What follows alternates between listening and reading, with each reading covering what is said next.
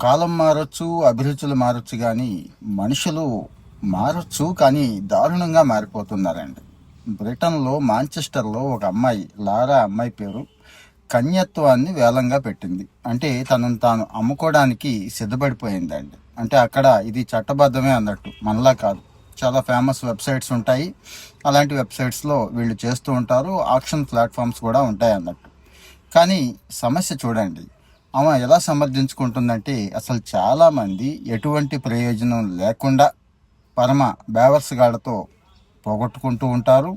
నేను అట్లా కాదు, ఫైనాన్షియల్ సెక్యూరిటీ సాధించడానికి, నా జీవితం నేను బాగు చేసుకోవడానికి వేలం పెట్టాను అని చెప్పుకొని గర్వపడుతోందండి. ఇక్కడ విచిత్రం ఏంటంటే ఫేమస్ స్టార్స్, హాలీవుడ్ స్టార్స్ దగ్గర నుంచి బిజినెస్ టైకూన్స్ దగ్గర నుంచి రాజకీయ నాయకుల దగ్గర నుంచి డబ్బు ఉన్న వాళ్ళు చాలామంది అందులో పార్టిసిపేట్ చేశారంట. చేసి 18 కోట్లు ఎవడో హయ్యెస్ట్ బిడ్డింగ్ 18 కోట్లు ఇస్తే వాడు అమ్మాయిని దక్కించుకున్నాడని, ముందు ఉన్న ఒప్పందం ప్రకారం ఆ అమ్మాయి అక్కడ టెస్ట్ చేయించుకోవాలండి. అంటే వాడు ఏదైతే ప్రిఫర్ చేస్తాడో ల్యాబ్లో వర్జినిటీ టెస్ట్ కూడా అమ్మాయి అక్కడ చేయించుకోవాలట. ఆ అమ్మాయి చేయించేసుకుంది అక్కడ కూడా.